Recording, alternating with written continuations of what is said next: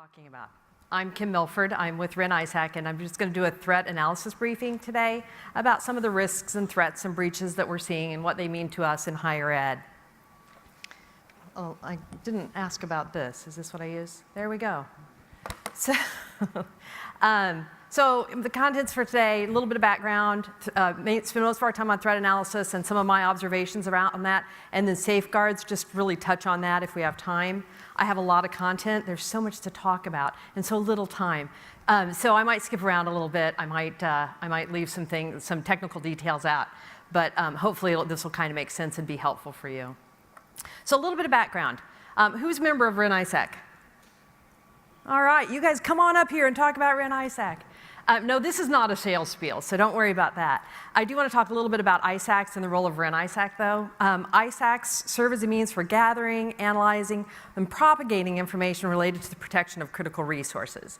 And ISACs are organized by sector, by industry, such as the finance industry, the IT industry, aviation, water. A lot of different sectors have their own ISACs, and then we all get together as the National Council for ISACs and kind of share things among ourselves. It's not a governmental function, an ISAC is, although they suggested that we organize in this way, and that's where we got our start. I think the European Union is also looking at organizing in the same manner. There are critical infrastructure ISACs, and there are non-critical infrastructure ISACs. REN-ISAC is not critical infrastructure, according to the federal government, which is kind of okay, right? That we're not the transportation industry or the water industry or anything like that. We're a little bit lower down as far as criticality goes. And it's probably okay, too, because they have a lot more government oversight and regulations than we have. So we can be a little looser. We can apply things in ways that meet our member needs than they need to do. So that's okay. So we're not critical infrastructure. Some ISACs also organize so that they're physical and cybersecurity. And REN-ISAC is just cybersecurity. We don't really get into the physical security. And there are pros and cons either way with that. So it's just sort of the way it was organized. I mentioned the National Council for ISACs. We get together, we share information. I get posts from them all the time and alerts from them all the time that we can then pass along to our members or incorporate into briefings like this. And then they do some other general things too. You might remember this summer that Senator Gillibrand sponsored a bill that would allow membership dues to ISACs to be tax exempt. And it doesn't really apply to higher ed, but it's a great boon for industry out there, right? That they can get those dues tax exempted. So that's good. And then Senator Gillibrand actually hosted a day on the Hill for the ISACs. So we had all the ISACs there. You know, it was a great way to get to know each other and to get to know the Senate and things like that. It was really very informative. So that's sort of the general construct that REN-ISAC works under. REN-ISAC itself, we provide ways for people at member institutions to share information and learn more about threats and safeguards like this talk, really focused on operational cybersecurity and incident response. We look for relevance to especially R&E. That's where we're focused. You know, if we can help the people at the multi-state ISAC, we're happy to do that, but we're really focused on our network. We have 420 member institutions and 1,200 member representatives. We try to do things for member enrichment, such as training and things like that, and we share actionable intel person to person, one person reporting to another, hey, are you guys seeing this? Hey, what are you guys doing about this? But also machine. We have our security event system that automates some of the process there. So a couple different ways that we serve that information. We are essentially the higher ed cybersecurity incident response team. So we see a lot of traffic and a lot of suspicious activity, and we'll get notifications out to the universities where that comes from. We do that for everyone. That's not a member service. It's a general service. But like I said, I'm not here to do the sales spiel, so I'm done. Let me just say that sharing is good.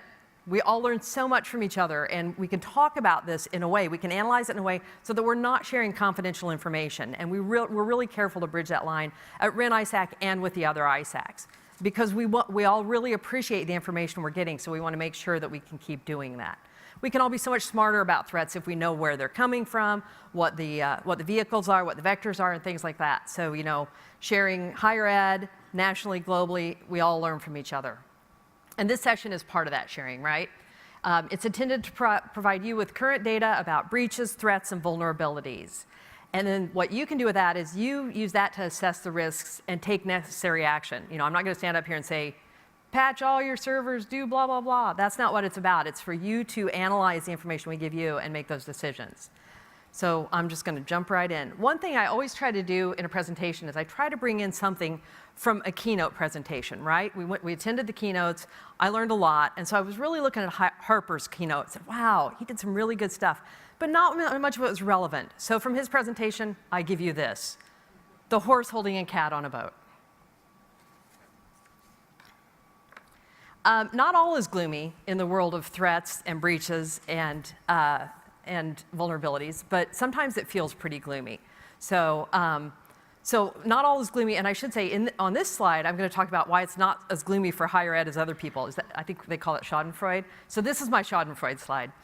The Privacy Rights Clearinghouse does a chronology of data breaches, and they've been focusing on reported data breaches since 2005. So they have a really good track of all the history of it. And by data breaches, it's unintended disclosures, hacks and malware, payment card fraud, insider breaches, physical loss, device loss, and just other sorts of things. So since 2005, they have reported, or they've tracked 930 million records that have been lost because of, or not lost, but have been compromised because of 4,421 breaches. So this is a massive, massive scale of information loss. Higher ed has only lost, don't you like that? Has only lost 18 million records from 745 breaches. So it's about 2% of the total records lost and about 17% of the total breaches that higher ed's seen. So it kind of does put it in perspective, right? We see a lot of the same issues, we have a lot of the same problems at the core, but we're not a huge attack vector. We're not the biggest problem. I've got a couple slides here from a site called McCadden.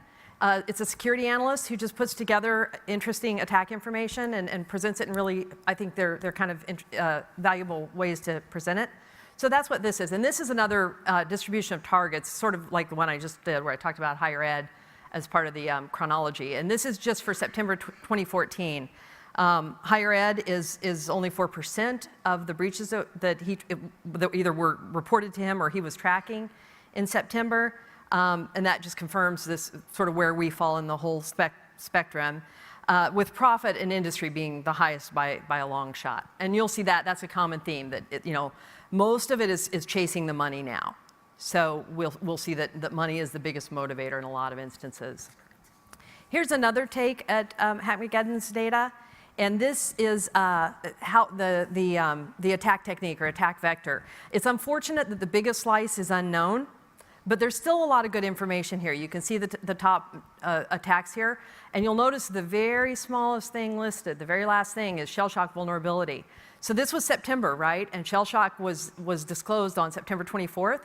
So it'll be interesting to see how this looks different for October than it did in September.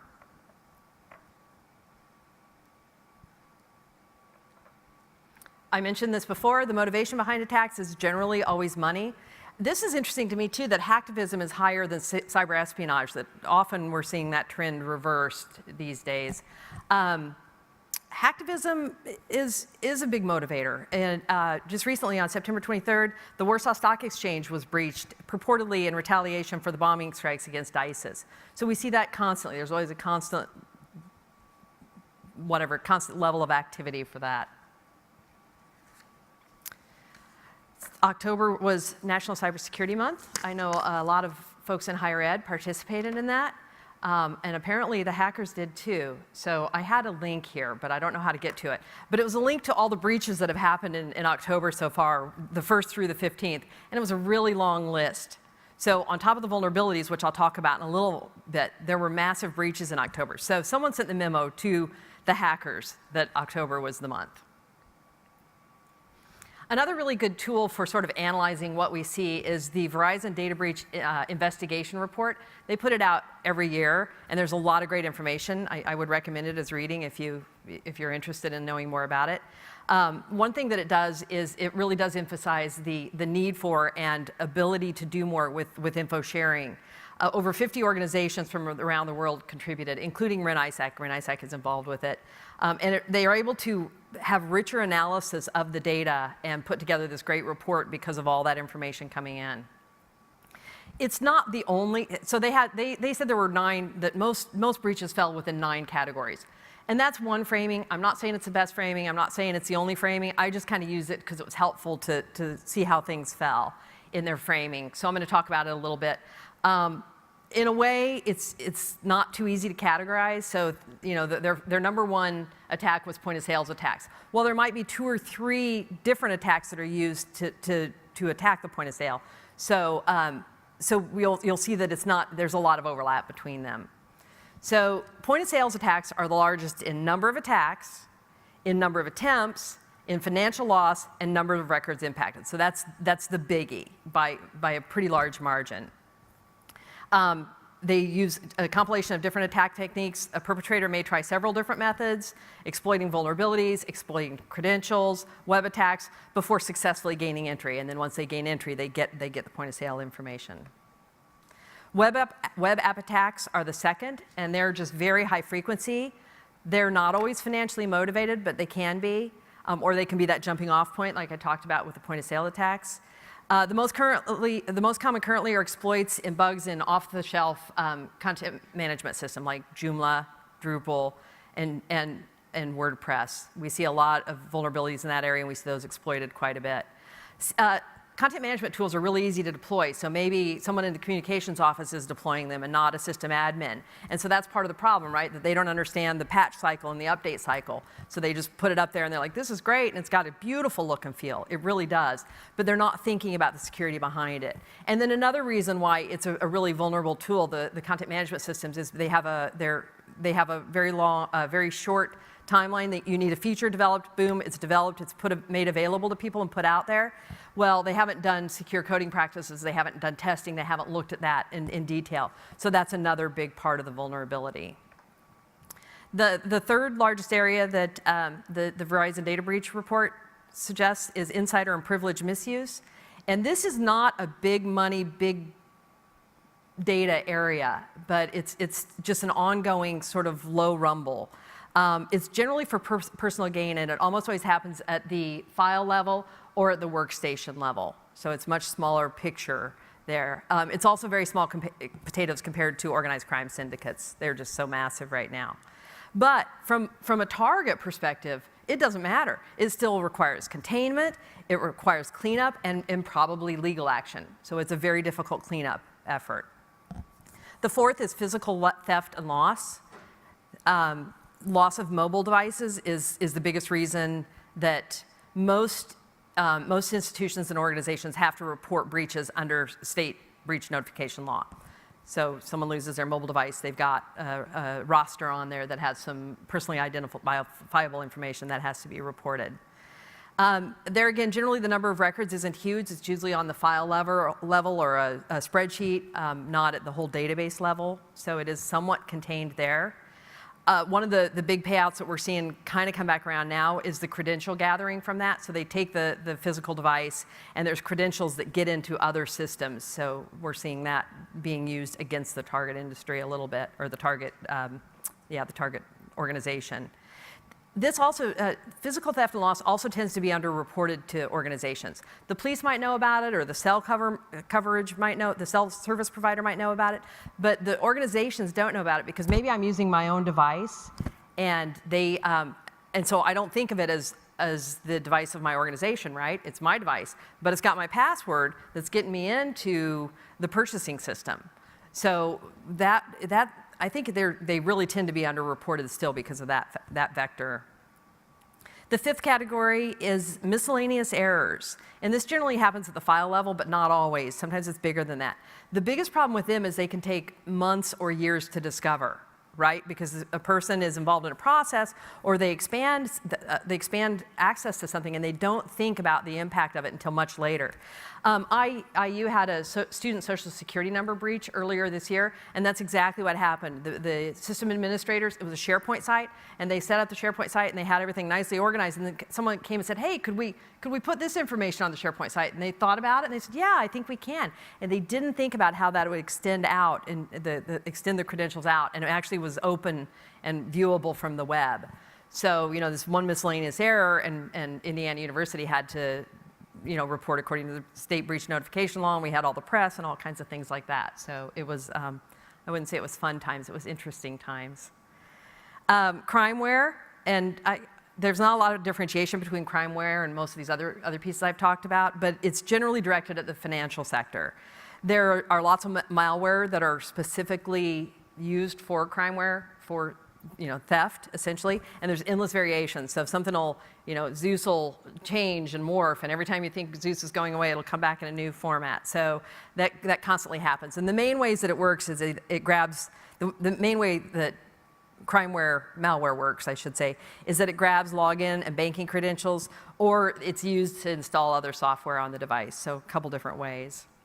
Payment card skimmers are another classification according to Verizon, and they're different too because there's actually something that's, you have to be physically present and you put a device on ATM or a gas pump that takes payment card information, and that's how they intercept the information.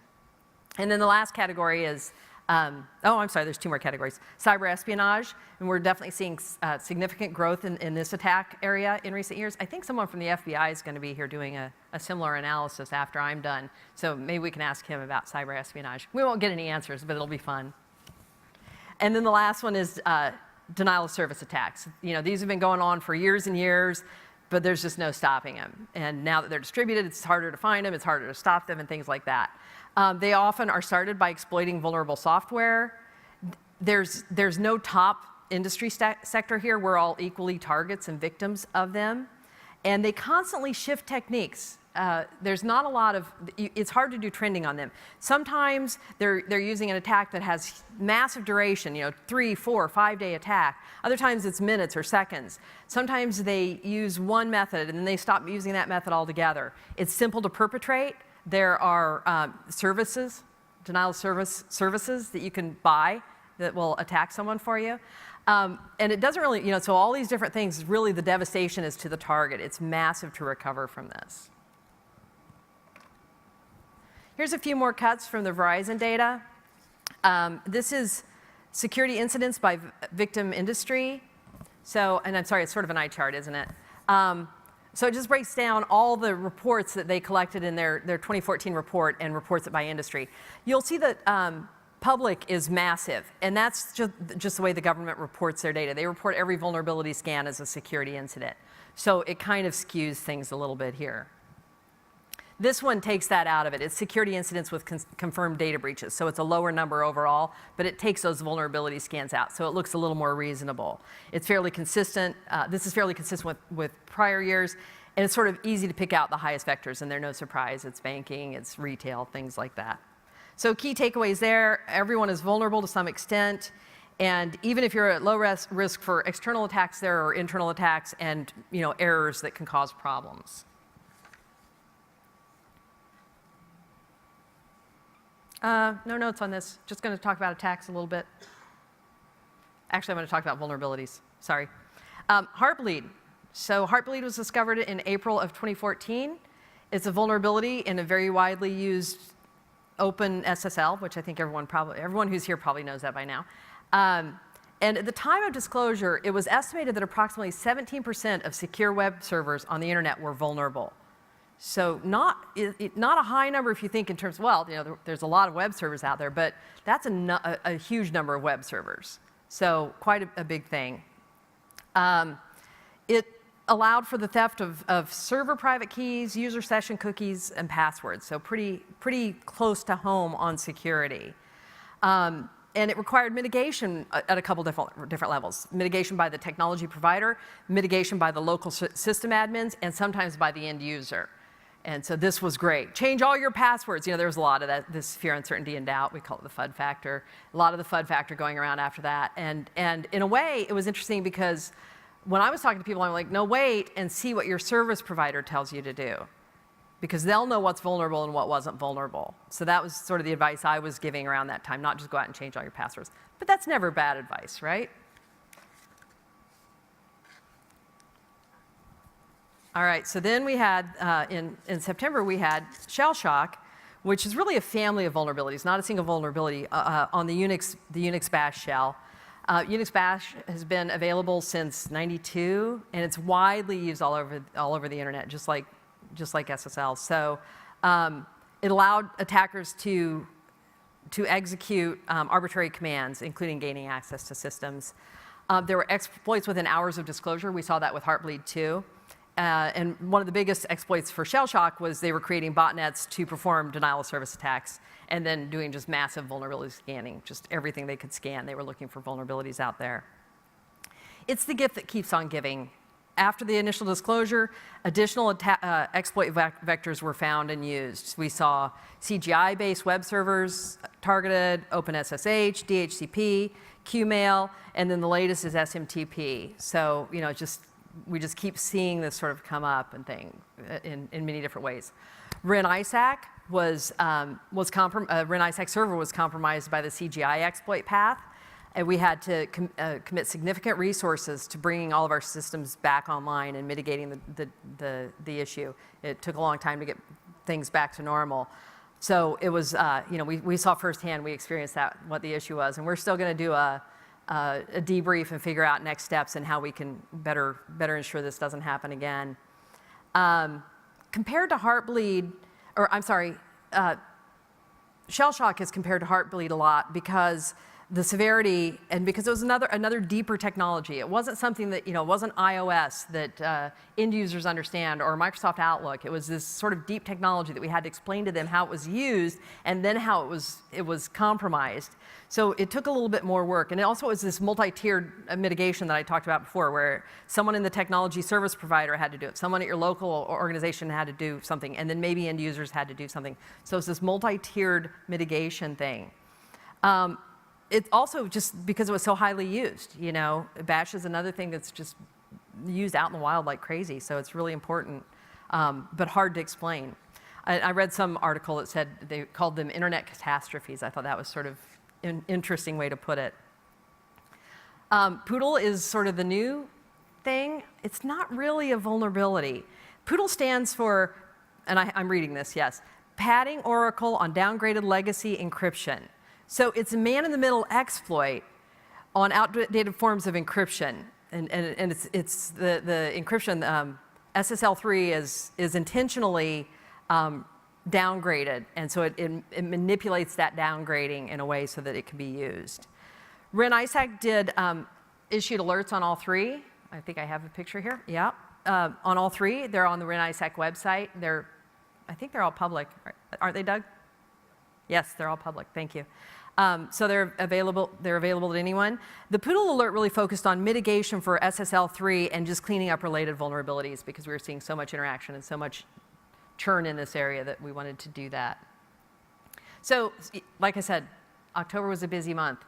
Also in October, there was an active attack that a security company called ISAC identified and publicized called Sandworm. And it was an attack on a Microsoft vulnerability that was going on at the same time we were dealing with Poodle and Shellshock and all these other great things. And users were spearphished and were convinced to open a PowerPoint presentation file that could exploit that vulnerability. So that was the primary attack vector. It allowed attackers to remotely execute code on the target machines. These are some of the industries, and ISAC put together a really good report about it. These are some of the industries that we know were targeted, and most of them were successful. Microsoft patched the vulnerability about a month after it was disclosed. And ISAC put together this great timeline of the event. It's just sort of interesting to see. Sandworm has been active since 2009, but this is the first sort of big thing that's come up from them. Another great reference that I use is the CUNY advisories on vulnerabilities. They issue about 15 to 20 new advisories every single day, and they update about 20 as well. So really good. You can do searches by product or by vendor, and you can report vulnerabilities to them too. So that's a great resource for everyone. Just some general observations from what I've seen, both working in a higher ed institution and working for REN-ISAC. Attacks are targeted, multi-layer, and sophisticated, and that's sort of a new thing. And I think many institutions experience the phishing, the spear phishing that turned into direct deposit fraud. It started last summer, and it happened pretty much all over a lot of different universities and other places too. But we know about the university world, so that's where we saw it. And it's still continuing. I'm still hearing about it all the time from folks. And it was sophisticated on the front end. The appeal was very professional. They used IU's credentials to appeal to IU's people. You know, they used our single sign-on box in on their website, things like that. But it was also very sophisticated on the back end about what they were collecting and what they knew about our organizations. So they knew where to go to change the self-service for my direct deposit and my insurance information and other things. So they collected my credential. They also knew if an organization had set it up so that every time a password changed, it sent the notification to the individual, hey, your password changed. They knew that, and they would intercept that email from after the system sent it, they would intercept it before the user saw it. So, you know, very sophisticated. They knew our environments very well. You know, we kind of jokingly said our knowledge base at IU is just this great, you know, it just tells you how to get into our systems, right? And we have to do that. We have to make our information available for the users, or it's not very meaningful. So, you know, we got to find that balance, and it's a constant challenge there. So very, very sophisticated attack, even though it was a very common attack method, phishing for credentials. And then I'm wondering, when is there a third wave out there? So my credentials were not stolen, but I'm using myself as an example here. So if my credentials were stolen, that gives someone access to institutional data. They have my purchasing information, they have my staffing information, they might have some other information. And we haven't heard or seen anything of that yet. But you know, it makes you wonder, is that a third vector of this attack? Is this that multi-phase that we're going to see come up? Or did they already go out and look and say, Kim's information is garbage, I don't care about hers, but maybe they found the director of HR and they really like his information. So who knows how that's going to work out. Another general observation is around the cost of data breaches. The Pokemon Institute, I often call them the Pokemon Institute, but that's not the right name. They do a cost of data breach study that IBM sponsored last year, and they saw that the cost per record increased from $188 to $201 in 2014. So that's the cost per record for a breach of that data.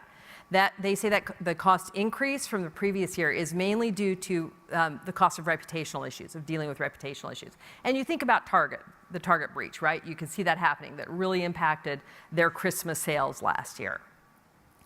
I wonder how that's going to play out for higher ed. Are students going to make a decision based on what school they go to, whether or not we had a breach? I'm not seeing that happen. Will contributions and endowments be dependent upon that? Maybe we'll see it play out a little bit more there. What about grants? Will granting agencies start requiring more security controls or more frequent reporting for organizations that suffered breaches than for those who didn't? I don't know, but you know, you got to wonder if we're going to see more of that. And I mentioned the IU Social Security number breach that happened in February of this year. Another piece of advice I have from working in that was, once a breach becomes public, you got to really watch out, because everyone starts beating down your doors. You get the curious onlookers, you get the true hackers and bad actors.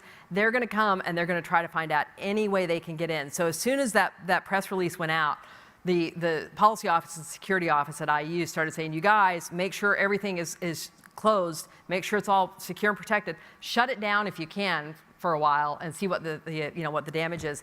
And all the service owners were like, wow, we had no idea that we were going to be looked at that closely. So it was sort of a test to see where our security and protection was. I think we passed. We haven't heard that we were breached again that day, thank goodness. But it is something to think about. So once it becomes public, you're everyone's business, right? Sort of a new framing around cybersecurity is the risk umbrella that we're seeing in higher ed, and that's coming from sort of the corporate world as well. It started there. Higher ed institutions tend to be establishing enterprise risk management groups and processes that support formal risk assessment. So this is sort of a new development. It's often in response to legal compliance requirements. It's challenging to compare and manage different areas of risks. So the academic risks of why more female students aren't going to to STEM classes, aren't taking STEM classes, or facilities risks. Wow, this building is in real need of an infrastructure upgrade. When can we get to that? How many years do we have left in this building? Staffing risks. All of our staff, all of our faculty in this area are retiring next year. And cyber risks, what we've been talking about, threats and vulnerabilities. So now all of a sudden, we're seeing that we're developing this great program to balance and prioritize these risks. But for a long time, I've been the only one who could talk about risks in my organization. So now I've got a little competition, but it's the right competition to have, right? That we want our organizations to be thinking and managing risk. And a really great thing it's doing is it's developing this culture of risk management. It's really moving that forward. People are documenting risk for the first time. They're prioritizing actions to reduce risks. They're setting up processes and standards to monitor risks. That's not just like once and done sort of thing. So we'll see how that changes over time. I think it's really good framing. I'm really excited that higher ed is moving in that direction, even though there will be some growing pains, I'm sure. A presentation is a presentation without mentioning cloud computing. So this is my perfunctory cloud computing slide. It does change the way we think about IT. It shifts from a security and protection standpoint, it shifts the discussion from one about the device to one about data or information, which we've already been moving in that direction anyway, but this is the big shift. And not just personally identifiable information, although that's a really big piece of it, but also institutional data, floor plans, blueprints, disaster recovery plans, inventories, things like that. So you have to think about data beyond just the personal data we're keeping of other people's. Cloud computing, us putting things in the cloud, we have to think about things in a different way too. We have to know how that cloud provider, what security do they have in place? What protections do they have in place? We have to have a good idea of that so we can protect our environment and build our tools around it. And we also have to know what happens to them in the incident, in the case of a breach or an incident. So we saw that at IU, there was a small program, a small cloud service we were using, and they had a breach, and they sent the breach notification to students, but they didn't send it to our support center or anyone at IU. So then the support center started getting calls on it, and they had no idea how to help the individuals. So aligning those sorts of things is really important. A group called Elastica just conducted a survey analysis of more than 100 million files that are shared or stored in leading cloud storage solutions. 20% of the files they found contained compliance-related data. And they said that they were shared both internally and externally, so a pretty high number. Now I'm wondering who's given them that information. I want to know, did our cloud providers provide that to them without talking to us, or were we notified, or is it in our service level agreements with them? Because that's a lot of information to have, 100 million files. However, it's really a small number of enterprise users that are involved. About 5% of the enterprise users are responsible for putting all that out there. So it just seemed like a small number of users. I want to talk briefly about incident response too. As I said, REN-ISAC delivers CERT services for higher ed. We send out about 12,000 notifications about possible incidents to higher ed every month to approximately 1,800 different institutions. So pretty broad span. I'm sure everyone's seen a notification from us about suspicious activity in your organization. Incident response there's an important technical component to it, right? Because we have to be able to analyze what we're seeing and make decisions, and REN-ISAC has to turn it around to higher ed institutions, then you have to figure out what to do about it. So you definitely need some people with technical chops there, but they also have to be trained, and there have to be policies and procedures to support them. Things like policies around being able to shut down a potentially compromised machine. That's a really important one. Bruce Schneier did a talk last week, and he said information response is failing. And besides that, it was an interesting talk. If you get the chance, take a look at it. Let me know what you think. But he talked about the need to transition from prevention and detection to response. And I'm not sure I agree 100% with that. I think that they're equally important, but it's not transitioning. We still need to keep doing the prevention and detection, but we also maybe need to get better about doing response. A lot of response is reactive, so sometimes we just do what we have to move forward, right? Schneier also called for more attention to the ODA loop, right? Observe, orient, detect, and act, which is great advice. Incident response in the cloud looks a little different, like I said. you might not know how they're managing an incident, so that might change things. But also, security practitioners and incident response practitioners might lose access to the logs and data use that we use to analyze what happened in our own environment, in the cloud environment. So that's going to be really interesting to see what happens. It could be a potential area of contention and regulation in the future. It hasn't been challenged yet, but we'll see what happens. So regarding safeguards, the National Council for ISACs, one of the ISACs reported a cyber attack against one of its member institutions. And it was a pretty good threat actor. He knew what he was doing. He or she knew what they were doing. But the attack was really simple. They were able to gain access through password protection. So the attacker gained access, and then a forensic analysis happened. Sorry. And so the victim found out that there had been other attacks that they hadn't even been aware of over the course of a year. So they brought in a security auditor, and the security auditor recommended these steps, which are great for mitigating an incident, but they're just great advice anyway for how to do security and protection of your systems. So I thought that was really interesting that they had the attack, they had the audit, and then it came up with this really great best practices list of things to do in your environment to strengthen your security.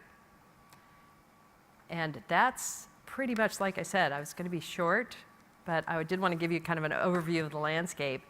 Do we have time for questions? We have 3 minutes.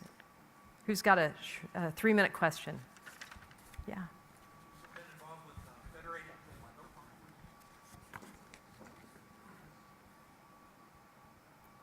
Are we on here? Oh, we are. Have you been involved with federated incident response at all?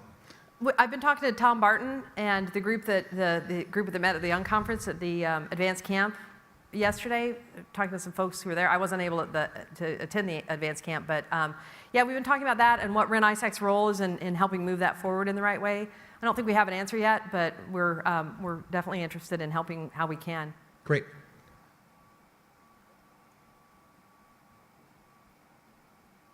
Okay. Thank you, everyone.